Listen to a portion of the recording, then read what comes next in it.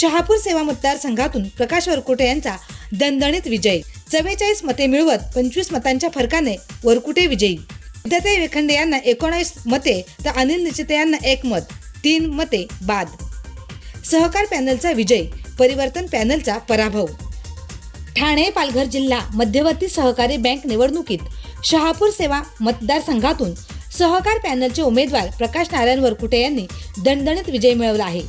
मतमोजणी अंती प्रकाश वरकुटे यांना 44 मते, परिवर्तन पॅनलच्या विद्याताई वेखंडे यांना 19 मते तर अनिल निचिते यांना 1 मत मिळाले, तसेच 3 मते बाद ठरली। यासह प्रकाश वरकुटे यांनी 25 मतांच्या फरकाने विजय संपादन करत शहापूर सेवा मतदारसंघावर सहकार पॅनलचा झेंडा फडकवला।